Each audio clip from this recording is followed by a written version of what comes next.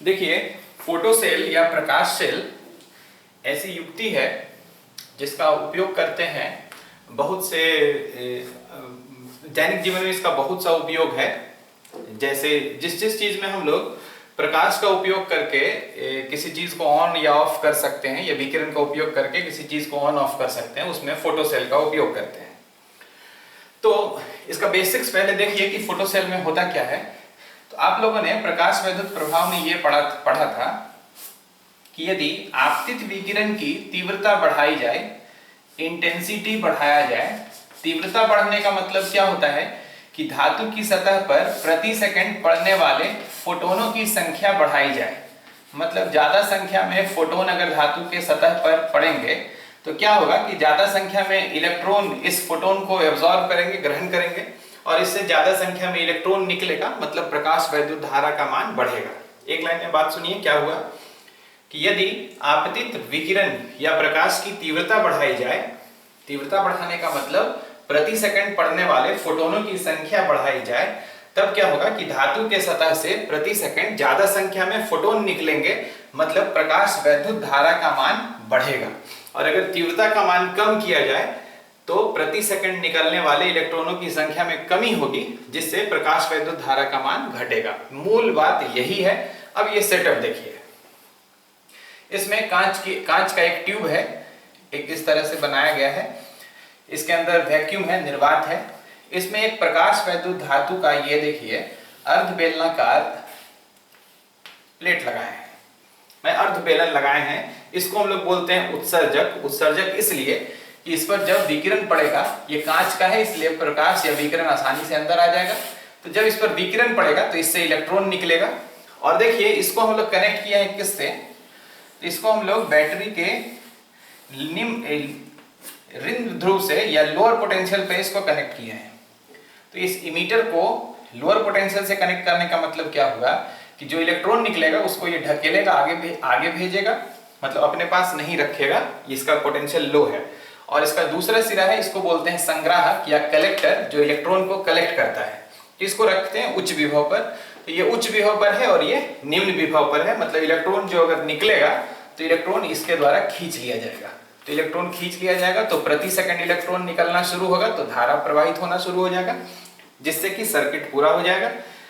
तो यहाँ पर हम लोग लगाते हैं एक माइक्रो एम्पियर, मतलब बहुत कम परिमाण का जो धारा मिलेगा वो उससे पता चल जाएगा कि विकिरण पड़ेगा, इलेक्ट्रॉन अगर निकलना शुरू हो जाता है तो इलेक्ट्रॉन इससे निकलेगा और इस पर पहुंचेगा, परिपथ पूरा हो जाएगा और धारा प्रवाहित होना शुरू हो जाएगा।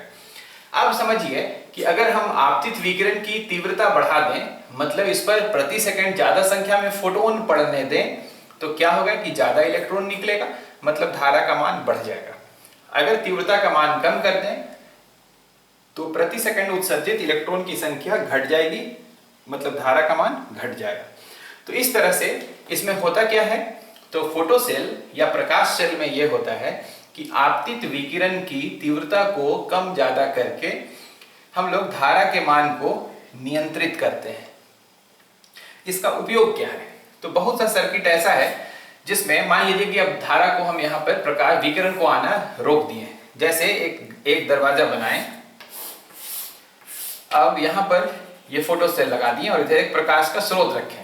अब जैसे ही आदमी यहाँ पर इंटर करेगा, प्रवेश करेगा, तो कुछ देर के लिए, कुछ क्षण के लिए प्रकाश बाधित हो जाएगा, प्रकाश रुकेगा, तो विकिरण पड़ना बंद हो जाएगा, तो धारा बंद हो जाएगा। तो इसको किसी अलार्म सिस्टम से हम लोग अगर जोड़ दें, जो धारा बंद होते ही जो ऑन हो जाता हो, ऐसा सिस्टम हो सकता है। तो धारा बंद होते ही जो ऑन हो जाए तो हम लोग को पता चल जाएगा कि कोई ना कोई इस द्वार से प्रवेश किया है। तो इस फोटो सेल का उपयोग होता है फोटोग्राफी में और चोर अलार्म में होता है।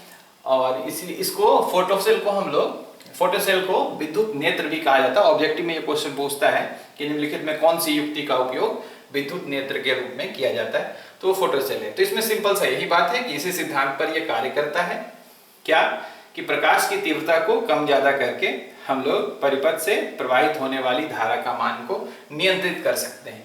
इसी व्यवस्था को बोलते हैं फोटो सेल। देखिए, द्रव्य तरंग या मैटर वेव, द्रव्य तरंग या मैटर वेव इसके बारे में कुछ समझते हैं। देखिए, विकिरण मतलब रेडिएशन, ये दोहरी प्रकृति प्रदर्शित करता है, डुअल कैरेक्टर शो करता है। रेडिएशन डुअल कैरेक्टर दिखाता है। कौन कौन? एक तो तरंग गुण, वेव प्रॉपर्टी। इसमें क्या होता है? तो वेव प्रॉपर्टी में ऑप्टिक्स में हम लोग पढ़ेंगे कि तरंग विकिरण दिखाता है,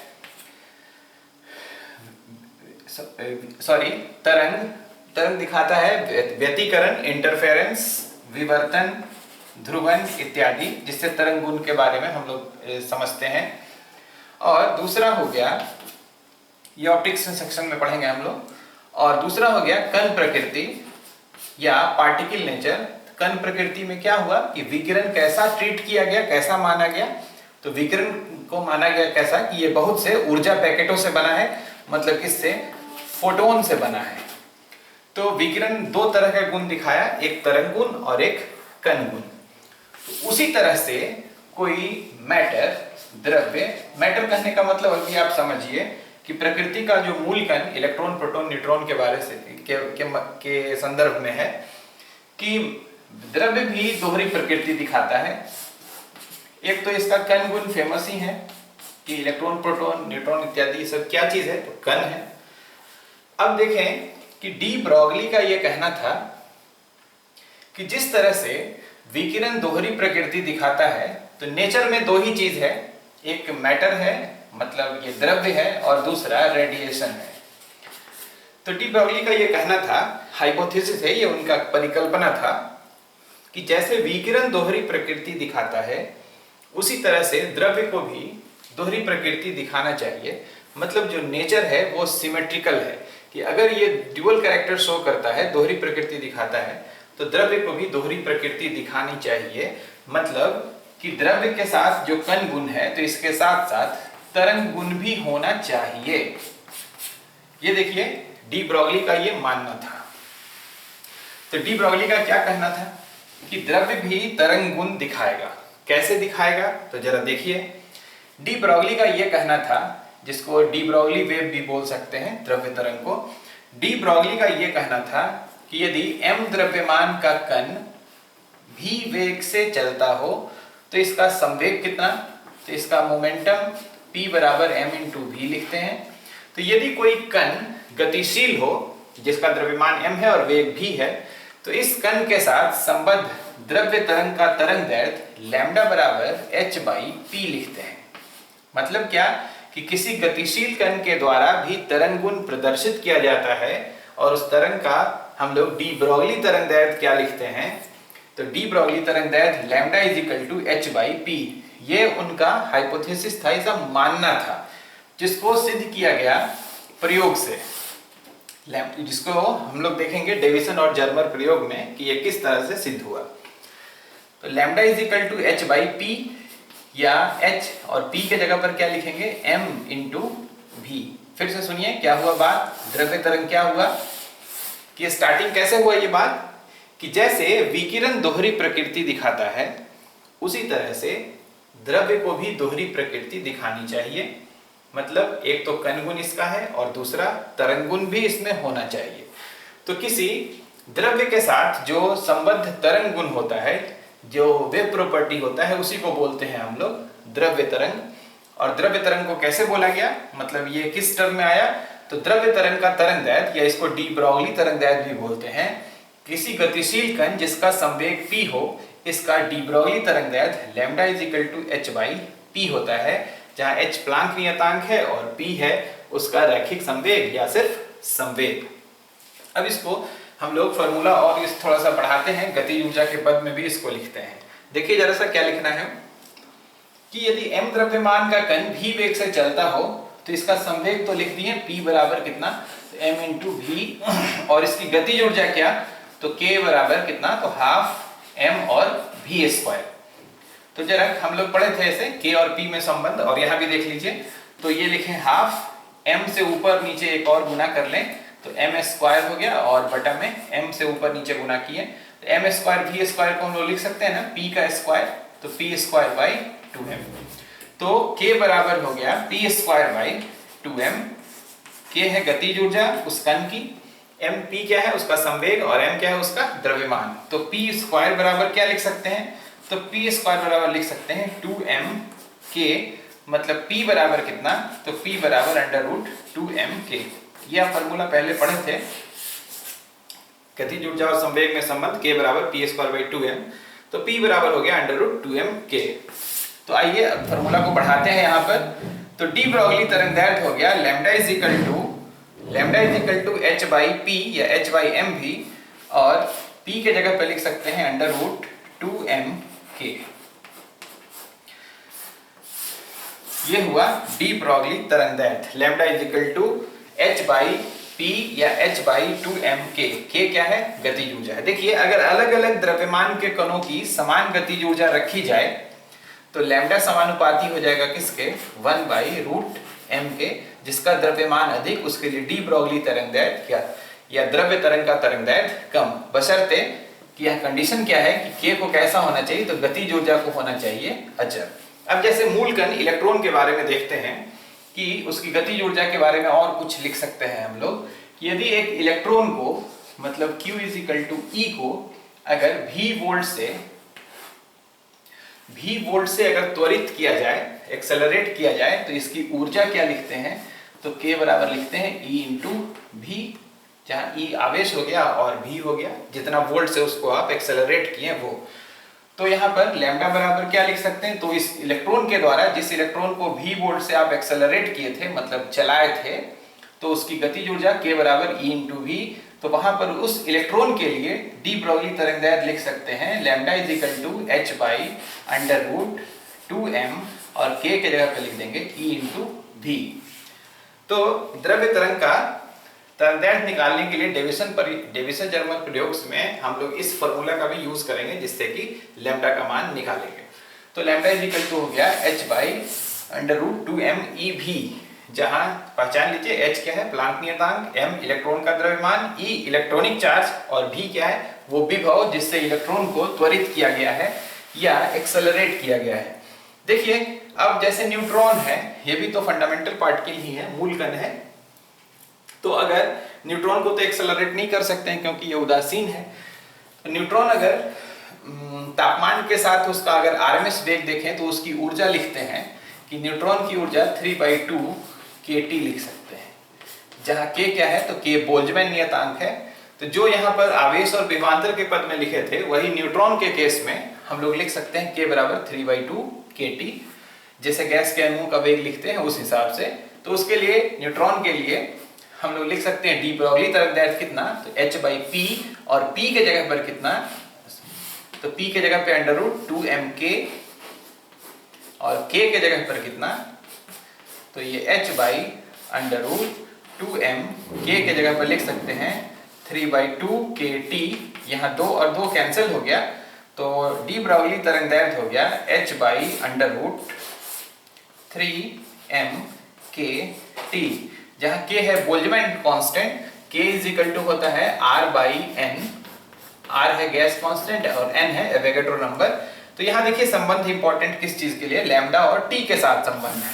अगर तापमान बढ़ा दें तो डी ब्रोगली तरंगदैर्घ्य का मान घटेगा। जैसे मान लीजिए कि T1 और T2 तापमान पर डी ब्रोगली तरंगदैर्घ्य का मान λ1 और λ2 है, तो λ1 को हम लोग लिख सकते हैं h by under root 3m k। देखिए ये सब तो कांस्टेंट है, और तापमान जो टेम्परेचर है वो लिखें कितना, T1। और अगर T2 तापमान पर डी ब्रोगली तरंगदैर्घ्य λ2 हो गया तो ये लिख सकते हैं h by under root 3m k into T2। Divide कर लिए तो एक फॉर्मूला मिल जाएगा आपको, λ1 बाई λ2 इज इक्वल टू, देखिए h तो कैंसिल हो जाएगा, अंडर रूट 3m भी कैंसिल हो जाएगा, यहाँ से बच जाएगा 1 बाई अंडर रूट T1, यहाँ से बचेगा 1 बाई अंडर रूट T2, मतलब ये हो गया root T2 by root T1। तो रिलेशन ये हुआ कि लैम्डा डी ब्रोगली या द्रव्य तरंग का तरंगदैर्घ्य lambda proportional 1 by root T के, और विभवांतर के केस में क्या था, इलेक्ट्रॉन के केस में क्या था, तो लैम्डा बराबर था h बाई p के जगह पर अंडर रूट 2mk, k के जगह पर लिखे थे E इंटू भी, मतलब लैम्डा प्रोपोर्शनल 1/√v के। ये था द्रव्य तरंग के बारे में। देखिए डी ब्रॉगली के द्वारा ये जो सुझाव दिया गया, ये शुरू में तो बिल्कुल इस बात पर ही था कि जैसे विकिरण दोहरी प्रकृति दिखाता है वैसे द्रव्य को भी दोहरी प्रकृति दिखानी चाहिए। इसके पीछे यही थिंकिंग था कि रेडिएशन को अगर डुअल कैरेक्टर है तो मैटर को भी डुअल कैरेक्टर शो करना चाहिए। इस बेसिस पर डी ब्रॉगली का ये थ्योरी आया। अब इस डी ब्रॉगली थ्योरी को सिद्ध किया गया, प्रायोगिक रूप से सिद्ध किया गया डेविसन और जर्मर के प्रयोग के द्वारा। अब डेविसन और जर्मर का प्रयोग इसका नेक्स्ट टॉपिक है, वो अब देखते हैं। देखिए डेविसन जर्मर प्रयोग के द्वारा इलेक्ट्रॉनों की तरंग प्रकृति को सिद्ध किया गया। तो देखिए डी ब्रॉगली का जो मानना था कि द्रव्य के साथ भी तरंग गुण होना चाहिए, मतलब कि द्रव्य भी वेव प्रॉपर्टी शो करते हैं, इसी के लिए उसका नाम पड़ा द्रव्य तरंग। और उस तरंग को सिद्ध करने के लिए डेविसन जर्मर का प्रयोग है। प्रयोग में क्या क्या सेटअप है वो समझते हैं। देखिए इसमें एक इलेक्ट्रॉन गन का उपयोग किया जाता है जिस पर बेरियम ऑक्साइड का परत चढ़ाया रहता है। इस पे ये जो कॉइल जैसा स्ट्रक्चर आप देख रहे हैं, इस पर बेरियम ऑक्साइड की परत चढ़ाई जाती है, जिसको गर्म करने से, देखिए लिखे हैं लो वोल्टेज पावर सप्लाई, तो कम वोल्टेज से इसमें धारा प्रवाहित करने पर ये गर्म होता है। गर्म होने से इससे इलेक्ट्रॉन उत्सर्जित होता है, इसीलिए इसका नाम पड़ा है इलेक्ट्रॉन गन। अब क्या करते हैं कि इलेक्ट्रॉन जो यहाँ से उत्सर्जित होता है, इस इलेक्ट्रॉन को यहाँ से ले जाना है हमको तीव्र गति से, क्योंकि वो कण चलेगा, जब वो गति करेगा तब उसमें संवेग होगा, तभी उसके हम लोग तरंग गुण को देख सकते हैं। तो तीव्र गति से इसको आगे बढ़ाते हैं। ये निकेल का टारगेट है या निकेल का लक्ष्य है, जिससे ये टकराएगा और बिखर जाएगा। बिखरने के बाद इलेक्ट्रॉन जो होगा वो सभी दिशाओं में जा सकता है। तो किस दिशा में इलेक्ट्रॉन हमको मिलेगा उसको मापने के लिए क्या किए कि यहाँ पर एक सर्कुलर स्केल लगाए हैं और इस पर इलेक्ट्रॉन डिटेक्टर है, मतलब इलेक्ट्रॉन संसूचक है। मतलब यहाँ कैसा कहिए कि ये हम लोग एक सेंसिटिव गैल्वेनोमीटर यहाँ पर लगाते हैं कि अगर इस पर इलेक्ट्रॉन पड़ेगा तो यहाँ पर हमको विक्षेप दिखेगा। तो इसका क्या करते हैं, इस सेंसिटिव गैल्वेनोमीटर को इस सर्कुलर स्केल पर इधर से इधर ऐसे चलाते हैं और ये देखते हैं कि कहाँ पर इसमें सबसे ज्यादा विक्षेप है, मतलब कहाँ पर सबसे ज्यादा इलेक्ट्रॉन इसको प्राप्त हो रहा है, या ऐसा कहिए कि किस दिशा में सबसे ज्यादा इलेक्ट्रॉन प्रकीर्णित हो रहा है। अब देखिए यहाँ पर कि इलेक्ट्रॉन को त्वरित करने के लिए हम लोग इसके आगे, इलेक्ट्रॉन गन के आगे हम लोग एक बेलन लगाते हैं, जिसमें इस बेलन का क्या विशेषता है, तो उस बेलन में इसके अक्ष के समानांतर छिद्र रहते हैं और इसको जोड़े हैं हम लोग देखिए हाई वोल्टेज सोर्स से। मतलब कि हम लोग इलेक्ट्रॉन को एक्सेलरेट करना चाहते हैं तो इलेक्ट्रॉन यहाँ तेजी से निकलेगा। तो अगर यहाँ पर सपोज कीजिए कि इसका हाई वोल्टेज पावर सप्लाई का विभवांतर अगर भी है, तो इसका मतलब हुआ कि इलेक्ट्रॉन को हम लोग भी वोल्ट से त्वरित किए। तो इलेक्ट्रॉन क्या क्या हुआ सेटअप, जरा फिर सुन लीजिए। ये इलेक्ट्रॉन गन है जिसमें इस कॉइल को हीट करने से, गर्म करने से, लो वोल्टेज पावर सप्लाई से कम वोल्टेज के स्रोत से गर्म करने से इससे इलेक्ट्रॉन उत्सर्जित होता है। इसमें क्या करते हैं कि कॉइल पर बेरियम ऑक्साइड का परत चढ़ाते हैं, तो गर्म होने पर इलेक्ट्रॉन उससे उत्सर्जित होता है, जिसको तापायनिक उत्सर्जन भी कह सकते हैं। तो यहाँ से इलेक्ट्रॉन निकला, इस इलेक्ट्रॉन को हम लोग इलेक्ट्रॉन का वेग बढ़ाएं, एक्सेलरेट किए। एक्सेलरेट करने के लिए इलेक्ट्रॉन को भी वोल्ट विभवांतर से गुजरने दिए, जिससे इलेक्ट्रॉन तीव्र गति से चलता हुआ निकेल के टारगेट से टकराया। निकेल के टारगेट से टकराने के बाद इलेक्ट्रॉन प्रकीर्णित हो गया, मतलब बिखर गया। तो सभी दिशाओं में बिखरेगा, तो इस किस दिशा में ज्यादा हमको इलेक्ट्रॉन प्राप्त होगा, उसी के लिए हम लोग यहाँ पर लगाए हैं क्या चीज, तो ये इलेक्ट्रॉन डिटेक्टर है, या ऐसा कहिए कि ये हम लोग सेंसिटिव गैल्वेनोमीटर लगाए हैं, जिसमें अगर प्रति सेकंड इलेक्ट्रॉन आता है इसका मतलब धारा आता है। तो यहाँ धारा जो आएगा उसको हम लोग देख लेंगे कि धारा कम है या ज्यादा है। तो ये जो एक्सपेरिमेंट हुआ डेविसन और जर्मर के प्रयोग का, जो ये प्रयोग किया गया, उसमें ये जो एक्सेलरेटेड वोल्टेज था, जो ये हम लोग इलेक्ट्रॉन को त्वरित करने के लिए जो वोल्टेज लगाएं, ये 44 से लेकर के 68 वोल्ट तक, 44 वोल्ट से 68 वोल्ट तक के लिए इस प्रयोग को किया गया। और ये पाया गया कि इलेक्ट्रॉन जो यहाँ जिस कोण पर सबसे ज्यादा प्रकीर्णित होता है, जहां प्रकीर्णित इलेक्ट्रॉनों की संख्या सबसे अधिक होती है या प्रकीर्णित इलेक्ट्रॉनों की तीव्रता सबसे अधिक होती है, वो प्रकीर्णन कोण 50 डिग्री का होता है। और उसमें से भी एक बात, सॉरी सेंटीग्रेड नहीं, 50 डिग्री प्रकीर्णन कोण के लिए सबसे ज्यादा इलेक्ट्रॉन डिटेक्टर पर पहुंचते हैं। और जो वोल्टेज रखते हैं वो 54 वोल्ट, V का मान 54 वोल्ट विभवांतर पर 54 वोल्ट से अगर अधिक कर देंगे तब भी यहां पर प्रकीर्णित इलेक्ट्रॉन की तीव्रता कम हो जाती है। 54 वोल्ट से अगर कम कर दें वोल्टेज का स्रोत, यहाँ एक्सेलरेटेड वोल्टेज को 54 वोल्ट से कम करेंगे तब भी इलेक्ट्रॉन की तीव्रता घट जाएगी, और 54 वोल्ट से ज्यादा कर देंगे तब भी प्रकीर्णित इलेक्ट्रॉन की संख्या या तीव्रता घट जाएगी। 54 वोल्ट के लिए तीव्रता अधिकतम पाया गया और 50 डिग्री प्रकीर्णन कोण पर ही ये सबसे ज्यादा प्रकीर्णित हुआ। मतलब सबसे ज्यादा संख्या में इलेक्ट्रॉन आपको 50 डिग्री के प्रकीर्णन कोण पर प्राप्त हुआ। तो ये दो डाटा हुआ यहाँ पर, एक 54 वोल्ट विभवांतर जिससे इलेक्ट्रॉन को त्वरित करना होगा, और दूसरा कि प्रकीर्णित कोण कितना, तो 50 डिग्री। तो इस प्रयोग से ये पाया गया, क्या क्या हुआ, कंक्लूजन सुन लीजिए, कि जब तीव्र गति से चलता हुआ इलेक्ट्रॉन जिसको आपने 54 वोल्ट विभवांतर से त्वरित किया था, वो 50 डिग्री के कोण पर सबसे ज्यादा प्रकीर्णित हुआ। ये सबसे ज्यादा प्रकीर्णित हुआ कैसे पता चला, तो यहाँ पर यहाँ से 50 डिग्री के कोण पर ही इस सेंसिटिव गैल्वेनोमीटर में सबसे ज्यादा विक्षेप दिखाया गया, मतलब सबसे ज्यादा इलेक्ट्रॉन यहाँ पर प्राप्त हो रहा था। तो अब इसके बाद का बात देखिए कि हुआ क्या, कि इलेक्ट्रॉन जो 54 वोल्ट विभवांतर पर, जिस इलेक्ट्रॉन को 54 वोल्ट विभवांतर से त्वरित करते हैं, उसके लिए डी ब्रॉगली तरंगदैर्घ्य कितना होगा, तो लैम्डा का फॉर्मूला था, lambda is equal to h/p था, और p के जगह पर हम लोग लिखे थे √2mk।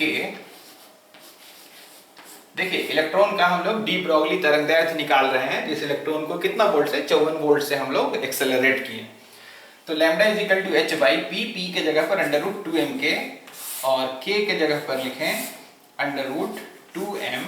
k के जगह पर लिख सकते हैं कि इलेक्ट्रॉन को v वोल्ट से त्वरित किए, तो q × v लिखेंगे, तो q के जगह e लिख दिए और v के जगह पे 54 वोल्ट लिख देंगे। अब डाटा का वैल्यू पुट कर दें, h का वैल्यू 6.62 × 10⁻34, √2me का वैल्यू 9.11 10⁻31, e का मान 1.6 × 10⁻19, और अभी भी एक जनरल रिजल्ट निकालते हैं। तो देखिए अभी भी रखे हैं, इसका भी का मान हम रखेंगे 54 वोल्ट। तो ये जो डाटा है ये तो फिक्स है, h का मान फिक्स है, m फिक्स है, e फिक्स है।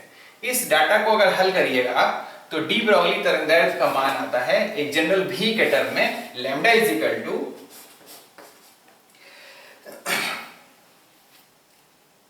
1.227/√v nanometre. अब इसमें v का अलग अलग मान हम लोग रख देंगे। v का अलग अलग मान रखने से हम लोग लैम्डा का अलग अलग मान प्राप्त कर सकते हैं। तो यहाँ पर ये एक्सपेरिमेंट हुआ, उसमें v का मान क्या था जिस पर इलेक्ट्रॉन की तीव्रता सबसे अधिक थी, तो 54 वोल्ट था। तो v का मान हम लोग यहाँ पर 54 वोल्ट रखते हैं। तो v का मान 54 वोल्ट रखने से इलेक्ट्रॉन के लिए डी ब्रॉगली तरंगदैर्घ्य जो प्राप्त हुआ वो कितना, तो 1.227/√v का मान 54 नैनोमीटर। इसको सॉल्व करने से ये वैल्यू आता है लैम्डा इज इक्वल टू आता है 0.167 नैनोमीटर। ये आया इलेक्ट्रॉन का डी ब्रॉगली तरंगदैर्घ्य, जिसमें इलेक्ट्रॉन को कितना वोल्ट से त्वरित किए, तो इलेक्ट्रॉन को 54 वोल्ट से त्वरित किए। एक बार और देखिए जरा सा क्या हुआ, कि डी ब्रॉगली का यही कहना था कि अगर विकिरण के साथ दोहरी प्रकृति है तो कण के साथ भी दोहरी प्रकृति होगी, मतलब कण को भी तरंगुण प्रदर्शित करना चाहिए। अब अगर वो तरंगुण प्रदर्शित करता है तो उसका कोई तरंगदैर्घ्य भी होना चाहिए, तो जिसका नाम पड़ा डी ब्रॉगली तरंगदैर्घ्य या डी ब्रॉगली तरंग या द्रव्य तरंग। और डी ब्रॉगली तरंगदैर्घ्य के लिए क्या फॉर्मूला दिया गया, तो डी ब्रॉगली के द्वारा बताया गया कि डी ब्रॉगली तरंगदैर्घ्य lambda is equal to h/p, जहां p क्या है, तो p है गतिशील कण का या चलने वाले कण का, जो कण गति कर रहा हो उसका संवेग। तो इस प्रयोग में 54 वोल्ट विभवांतर के लिए जो डी ब्रॉगली तरंगदैर्घ्य प्राप्त हुआ वो lambda is equal to 0.167 nanometre प्राप्त हुआ। अब है कि ये सही आया कि नहीं आया, ये कैसे देखेंगे, तो इसके लिए क्या प्रयोग था, ये डाटा ध्यान यही रखेंगे अभी। ये लिखा हुआ था इलेक्ट्रॉन डिटेक्टर या इलेक्ट्रॉन संसूचक। हाँ, अब सुनिए कि क्या हुआ। हम लोग लिखेंगे, अभी हम लोग चूंकि ऑप्टिक्स नहीं पढ़े हैं तो हम लोग इसके बाद ये स्टेटमेंट लिखेंगे। यहाँ पर क्या लिखेंगे कि निकेल क्रिस्टल से इलेक्ट्रॉन के डिफ्रैक्शन के द्वारा, मतलब इलेक्ट्रॉन के विवर्तन के द्वारा जो लैम्डा का मान प्राप्त हुआ वो मान भी इसी मान के लगभग था। क्या बोलते हैं वो सुनिए, फिर हम बोलते हैं इसके बारे में कि क्या हम कह रहे हैं आपको, कि निकेल क्रिस्टल से इलेक्ट्रॉन के डिफ्रैक्शन से, इलेक्ट्रॉन के विवर्तन से जो लैम्डा का मान मापा गया, इलेक्ट्रॉन विवर्तन मेथड से या इलेक्ट्रॉन विवर्तन मापन से जो इलेक्ट्रॉन के लिए तरंगदैर्घ्य मापा गया वो 0.165 नैनोमीटर प्राप्त हुआ, जो कि इसी मान के लगभग बराबर है। तो ये डी ब्रॉगली के द्वारा निकाला गया तरंगदैर्घ्य और ये डिफ्रैक्शन मेथड से निकाला गया तरंगदैर्घ्य के मान के बराबर है। इसका मतलब हुआ कि हाँ, इलेक्ट्रॉन निश्चित रूप से तरंग गुण प्रदर्शित कर रहा है और इलेक्ट्रॉन के लिए डी ब्रॉगली तरंगदैर्घ्य कितना है, तो लैम्डा इज इक्वल टू 0.167 है। ये फॉर्मूला का ध्यान रखिएगा कि अलग अलग वोल्टेज के लिए सारा वैल्यू सॉल्व किया हुआ है और ये वैल्यू है इलेक्ट्रॉन के लिए, ये एक्सरे के वेवलेंथ के लगभग बराबर है। अच्छा, अब सुनिए कि जो बोले विवर्तन पैटर्न होता है वो क्या चीज होता है, तो जरा देखिए इसके बारे में। देखिए निकेल क्रिस्टल में क्या होता है कि निकेल के जो परमाणु हैं वो एक ऑर्डर में लगे होते हैं, इस तरह से।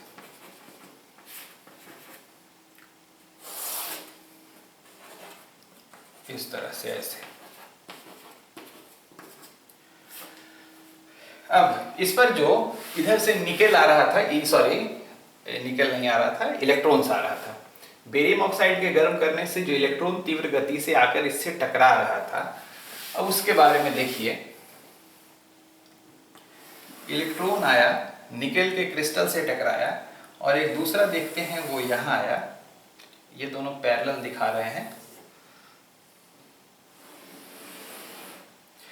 टकराने के बाद देखिए ये क्या दिखाएं कि निकेल का जो यहाँ टारगेट लगाए थे उसी टारगेट पर लेयर्स दिखा रहे हैं, निकेल का एटम्स ऐसा है। टकराने के बाद ये ऐसे लौटा और ये ऐसे लौटा। अब होता क्या है कि पाथ डिफरेंस हम लोग लिखते हैं कि एक तो देखिए एक जो इलेक्ट्रॉन्स है वो एक ऊपर वाले सतह से ऐसे टकरा के लौटा और दूसरा ठीक उसके नीचे वाले सतह से टकरा के लौटा।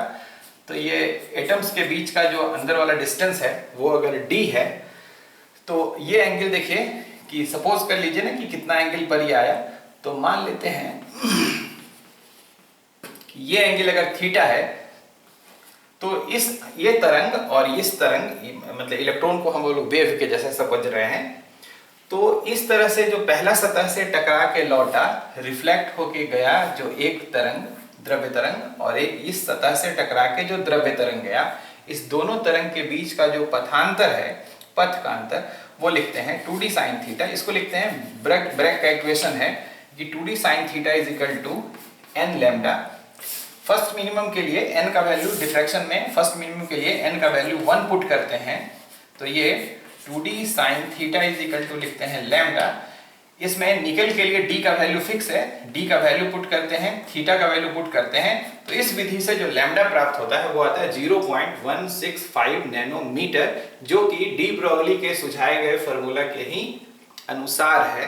तो इस हिसाब से डेविसन जर्मर प्रयोग से जो इलेक्ट्रॉन का डी ब्रॉगली के फॉर्मूला से जो इलेक्ट्रॉन के लिए तरंगदैर्घ्य प्राप्त हुआ वो उसके इलेक्ट्रॉन के डिफ्रैक्शन मेथड से ही, इलेक्ट्रॉन के डिफ्रैक्शन मेथड से जो लैम्डा प्राप्त हुआ उसके बराबर है।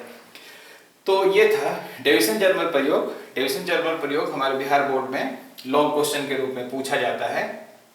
बहुत कॉमन नहीं है लेकिन पूछा जाता है ये, लेकिन फॉर्मूला बहुत इंपॉर्टेंट है जिसका ध्यान रखना चाहिए।